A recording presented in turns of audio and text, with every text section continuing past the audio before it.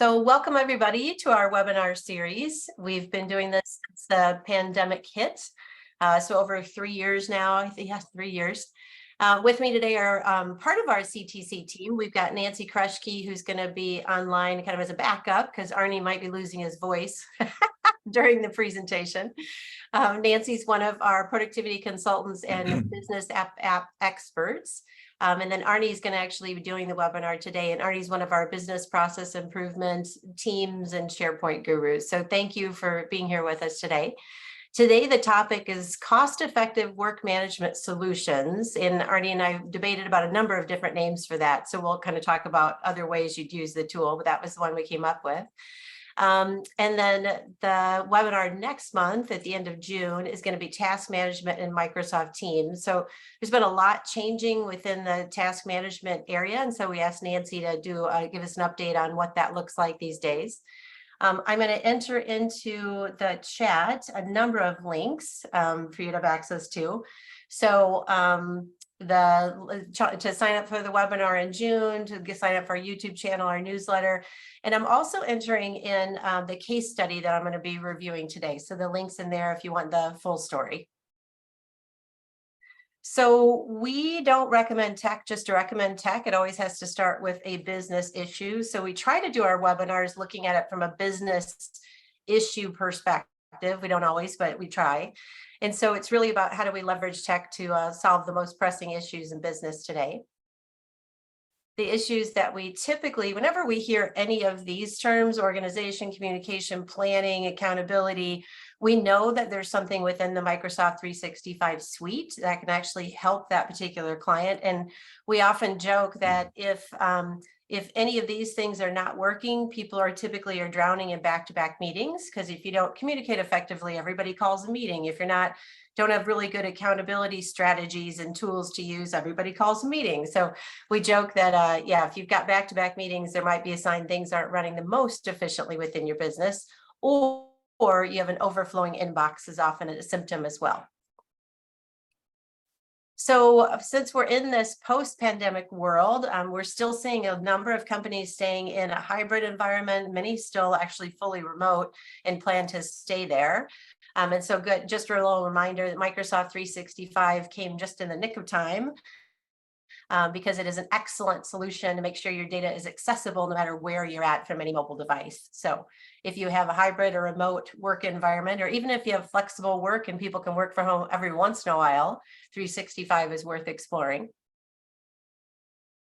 So I'm going to run through one case study. We've introduced a new one this month. We've been doing a number of case studies, a whole bunch of them out on our website under success stories if you're curious. But I'm just going to do a quick one on a manufacturing organization. And what's interesting is this is often how things work with our company. I was in coaching the head of sales and the head of engineering in a company, helping them be as productive as they could be individually. And one of the things I kept hearing from both of them were the amount of work they had to spend figuring out the status of projects, the amount of interruptions they were each getting from people coming in their office and asking for the status of a project while they had the customer on the phone, different things like that. And so that's what helped us realize they really needed a better solution here. So from a sales and engineering perspective, the issues they were having is sales and engineering didn't work efficiently together. There was no real record of the sales commitment, and project status information was scattered. So they would have to look through emails to figure out where things stood with the project, et cetera. From the engineering management perspective only, their challenges were they really didn't have a handle on their resources, and did they have capacity or no more capacity to bring on more projects. Information, again, was super hard to find. They didn't have what we would call a supervisor's portal where they could see all of the projects together and, again, see what that resource loading looked like. And then heaven forbid there ever be a scope change to the project. That was difficult to get in and figure out how do we communicate changes to scope. So they did and what we would always recommend too is look at what your current software can do. Again, look at what Microsoft 365 can do, look at your ERP, your CRM, what can those tools do for you? And so they ended up deciding that the ERP tool did a lot of things really well, like materials management, accounting, budgeting, really high level project management, but there were a lot of gaps in that tool. It did not have a way of doing sufficient reporting, and there was no way to really manipulate the data and look at it in different views, et cetera. So we kicked off a project leveraging Microsoft 365. And we dumped the data out of the ERP into 365 and then built out a lot of things. You can read the case study if you want more details. But the overall benefits that came from this is now overall company-wide, they can actually schedule projects based on true availability and capacity and not just a gut feel. It's streamlined the whole project management concept. Every department now can see what's going on and all the information is one centralized spot. They're not having to look at email in a number of different places. The benefits for the engineering management group is they, again, now had better visibility of resource planning and made that a lot easier.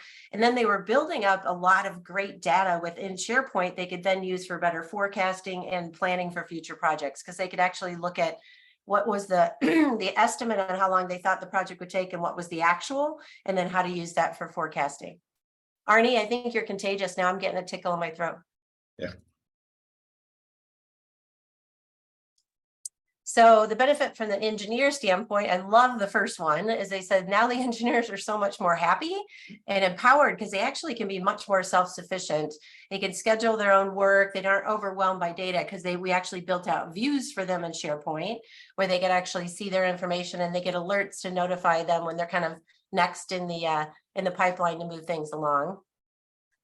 From a sales perspective, they're super happy. They could actually get a call from a client and answer the question of the client right then with accurate information and stop interrupting engineering and just had a better way of communicating with other groups. So this project overall cost about $58,000. I'll point out too, there was more than just SharePoint build out in this project. We actually did a lot of process improvement work, clarified roles and responsibility, a lot of documentation around what all everybody was doing. So there's a lot more to it than just a SharePoint build. The great thing about building out a SharePoint solution is there's no ongoing cost. You buy a piece of software, typically you've got an ongoing subscription fee. So it's just a matter of which approach you want to go. The timeline for it was 4 months. And the great thing is we always try to do an actual calculation on time savings and what's that mean.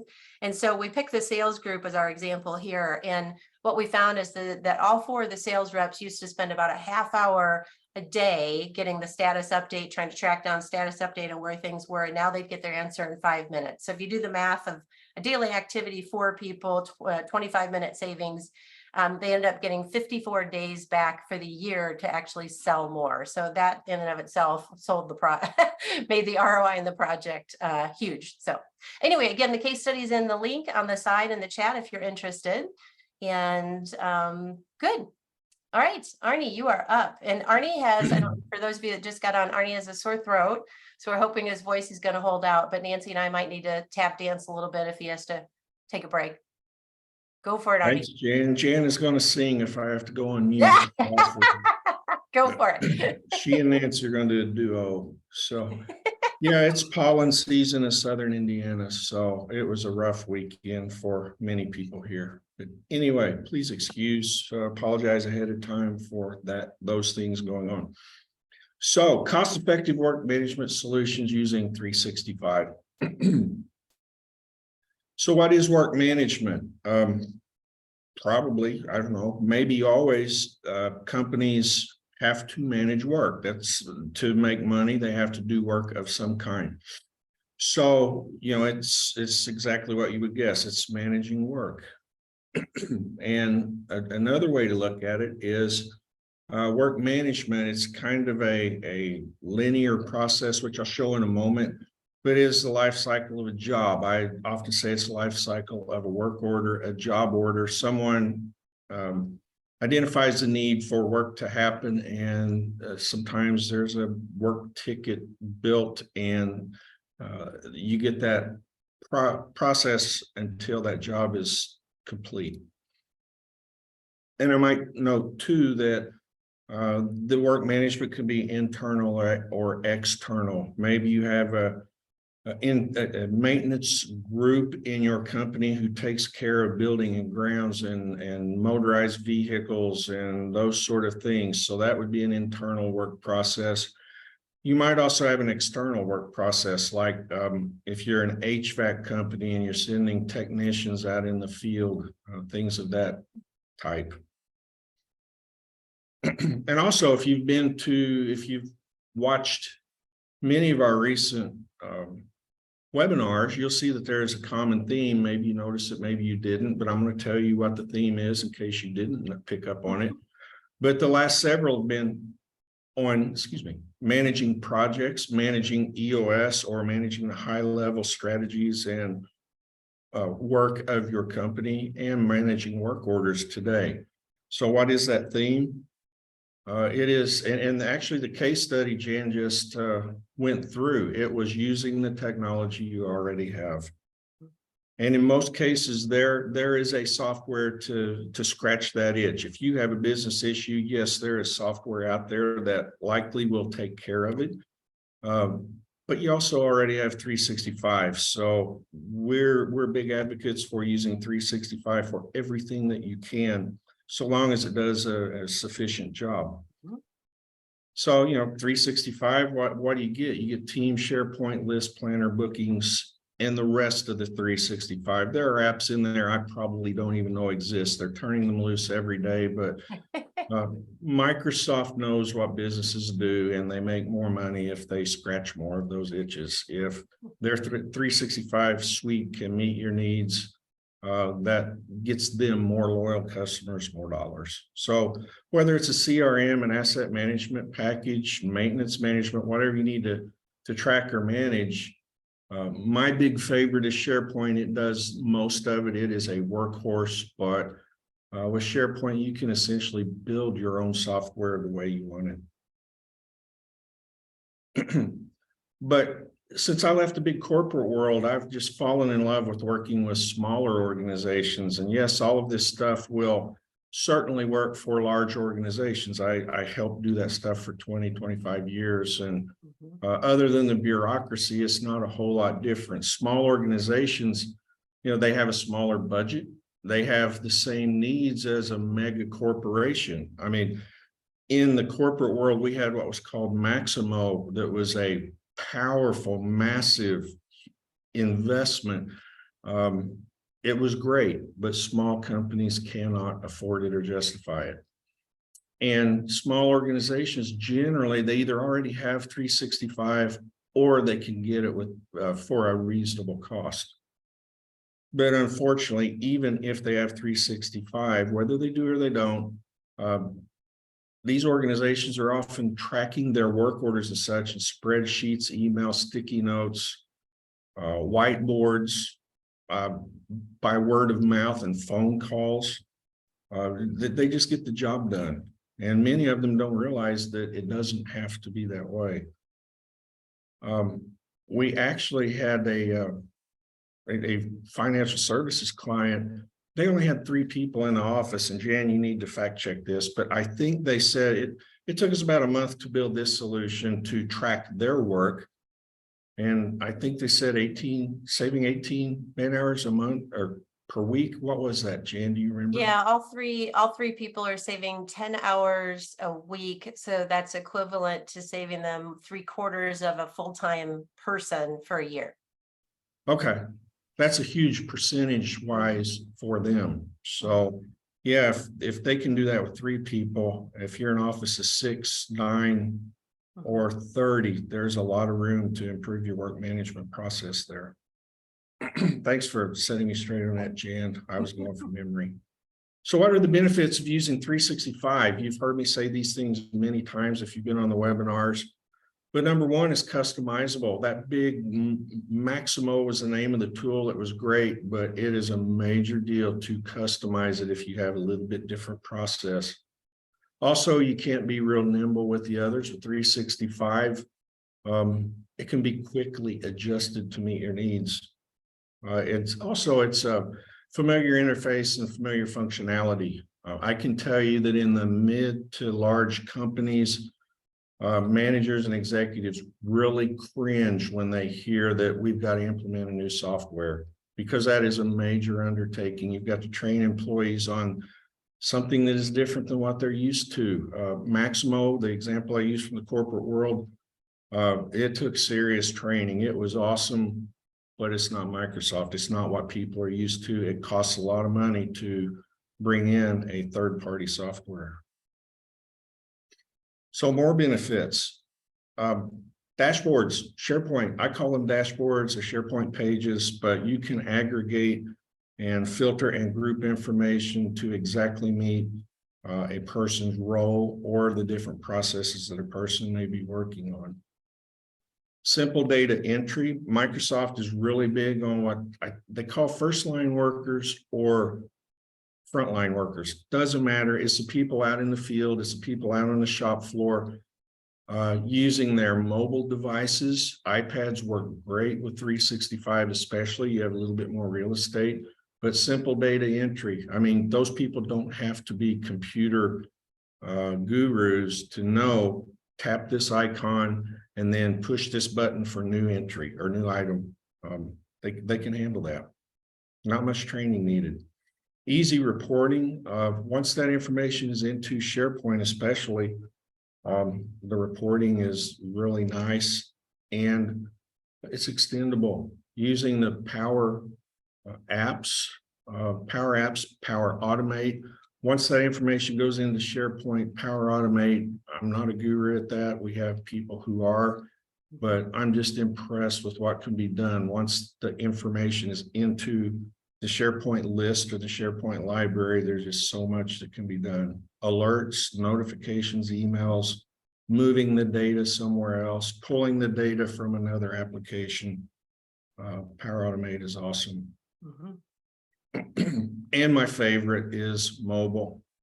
I worked so many years with on-prem SharePoint, and the Office products were, I had to get a good network connection. It wouldn't work with cell service.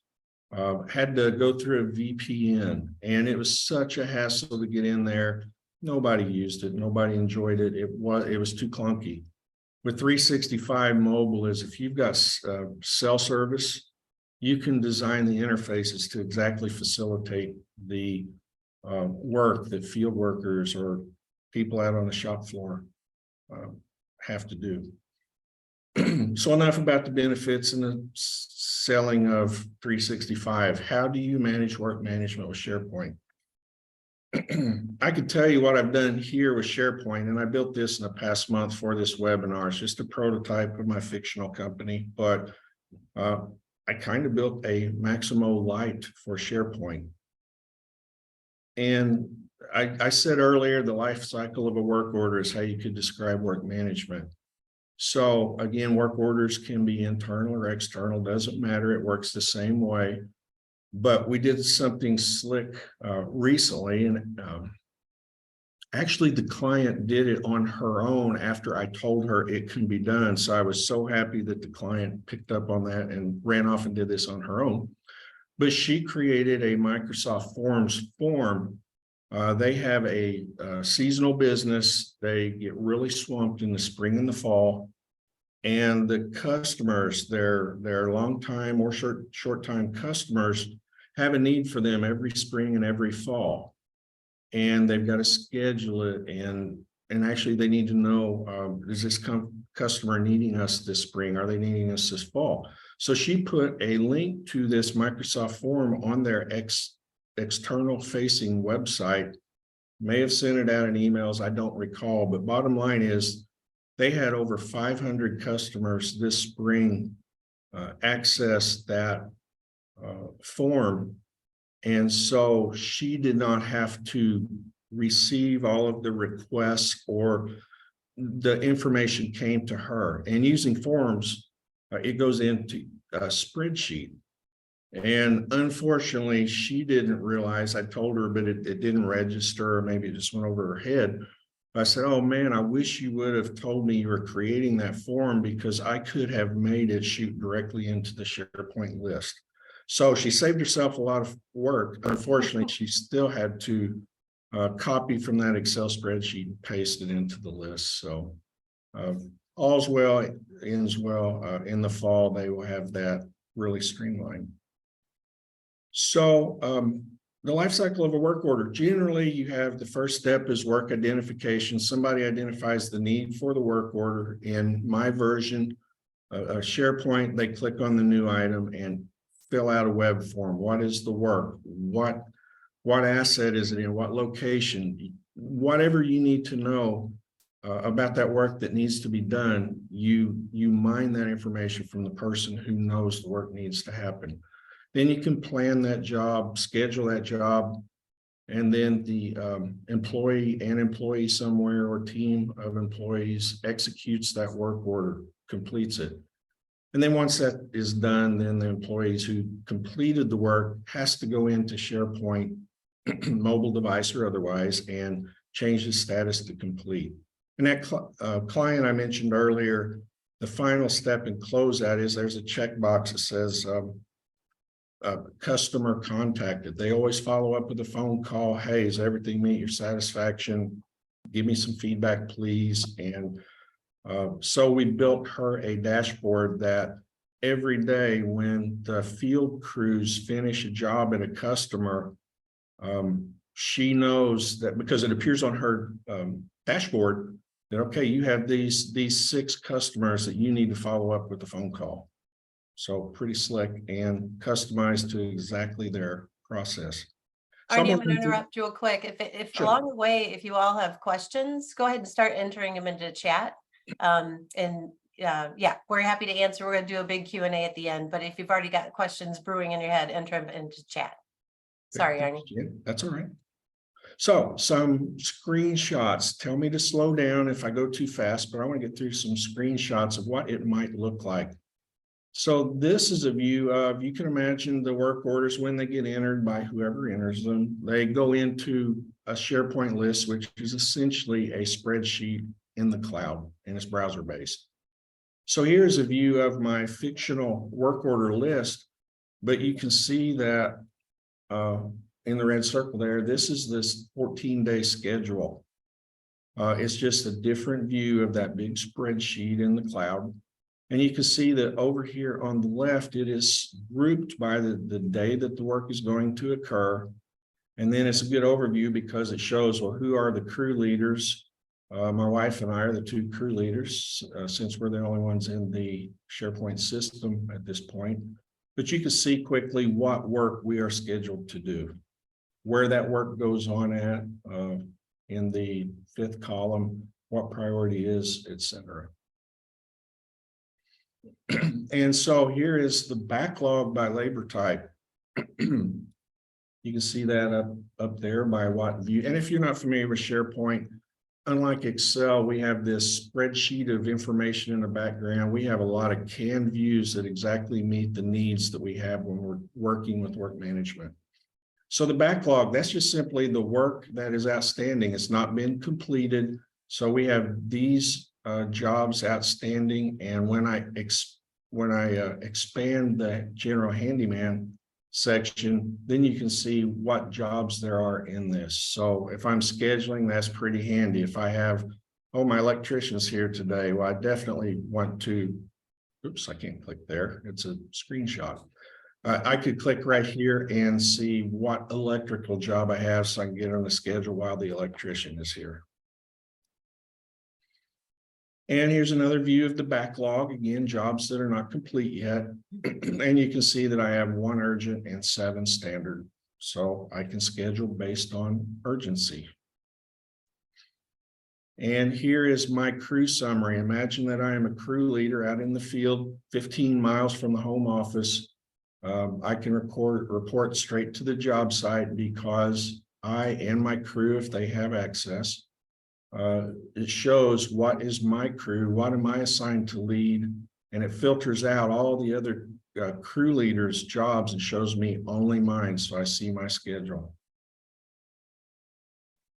And here is one of my favorite things, the barrier process. I don't know who all does this, but I first was exposed to this about 16 or 17 years ago in the electric utility business. But barriers are actually, they're things that get in the way of completing jobs in an efficient and timely manner. So back in the power plant business, we required employees to, if their job took over us, if it went 30 minutes or more over the time that was given to it, something must have gone wrong. Perhaps it was underestimated or something, but there was something that caused it to take longer than it should have. Now, you got to be careful because you want to make sure they know we're not doing this to place blame on you or to punish you. This is to make sure those failures, which frustrate those employees, we want to make sure those failures don't happen anymore. So again, it has a step. Somebody has to identify the barrier, which is generally the people doing the job.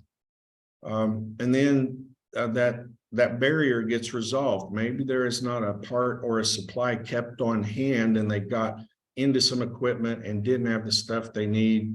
Well, somebody needs to consider, do we keep that part or those supplies on hand from now on? May be worth it, may not, but with the barrier process, at least you consider it. Communication, once it's resolved, you want to communicate the changes in the process or changes in materials or whatever to the affected people. And then the fourth step is replicate. If that applied to this job, what other jobs, what other equipment do we need to spread that improvement to? Maybe you have other offices, spread that to other offices. And then like work order management, then you close it out. That one's done. Let's get it off of our radar. So real quickly, screenshots, much like the other one, you can see here, these are active barriers. Spreadsheet format as all SharePoint lists are. You can see here, backpack sprayer inoperable, line plugged. Too much time being wasted walking between the cabin and the barn to get brooms and such. Excuse me.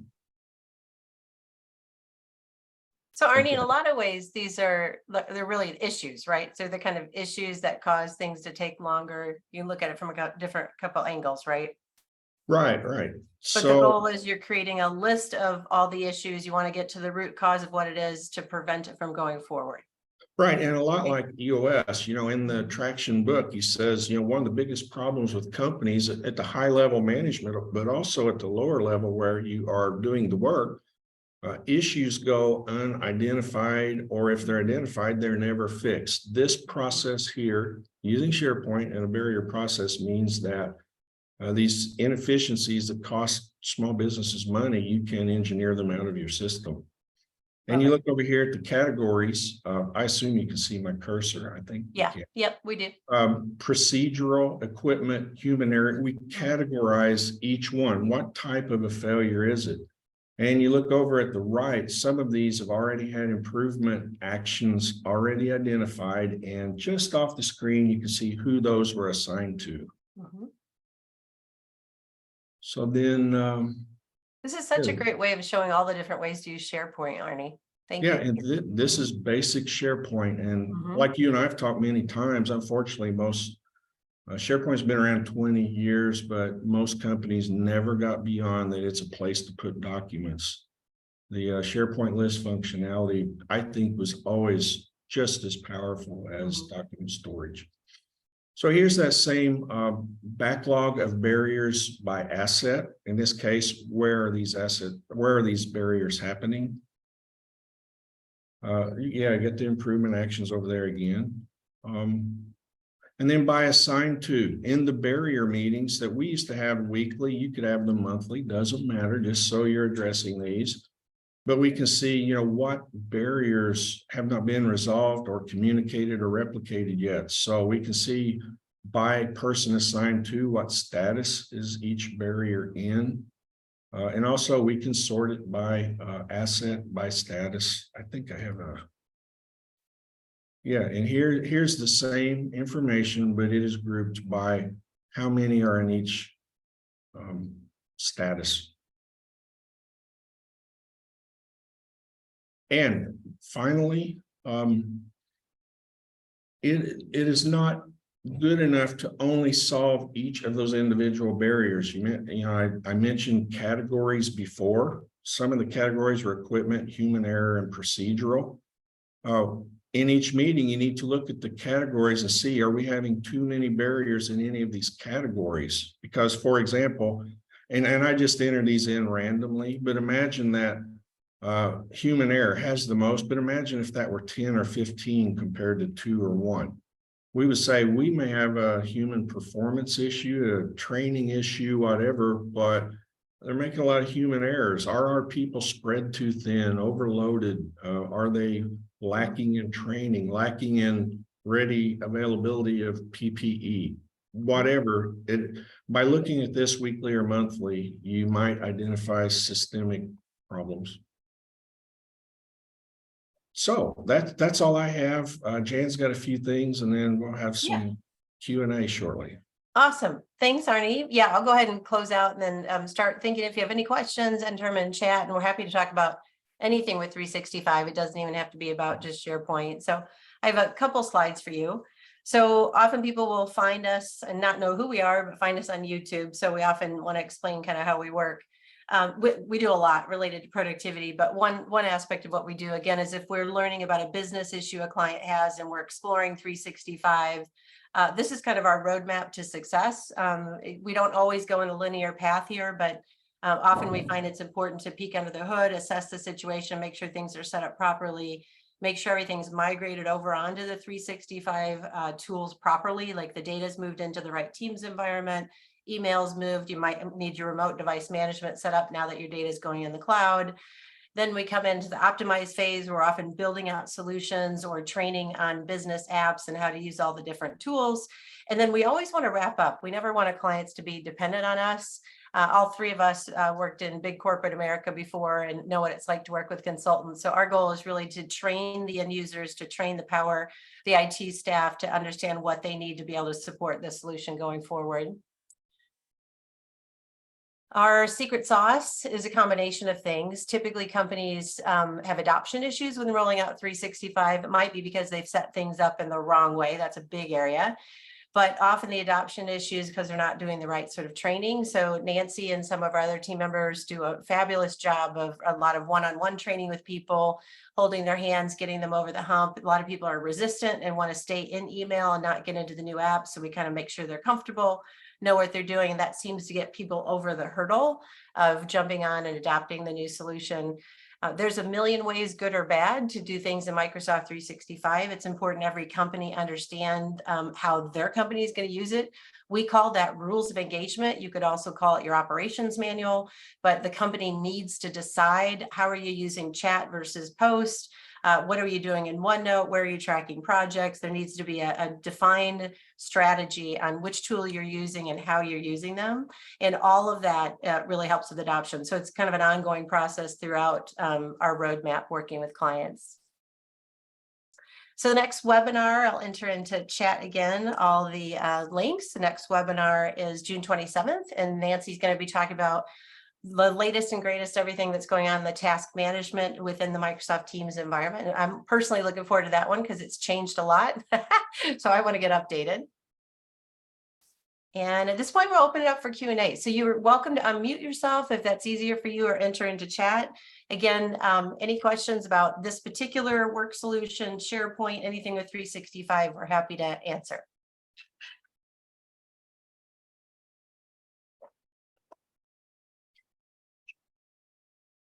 Any questions? I explained it perfectly.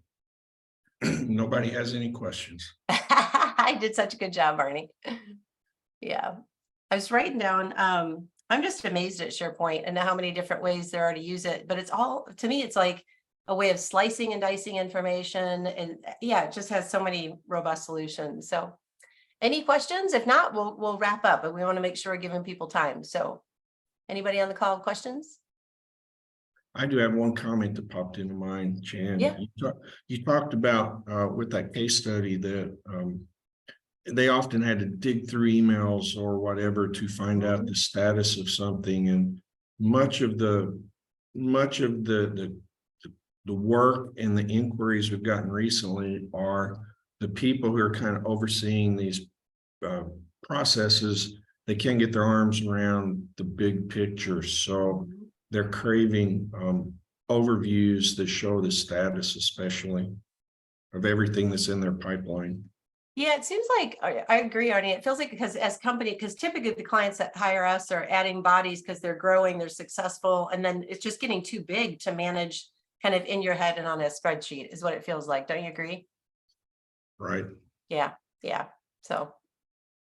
Okay, cool. Well, let's wrap up. If there's no questions. Oh, thanks. Got some nice comments in the thanks, Abby and Joe. Appreciate that. Nice work, Arnie. Appreciate it. See everybody next month, hopefully end of June, and enjoy the first month of summer. Super fun. So Bye. Thank you. thank you.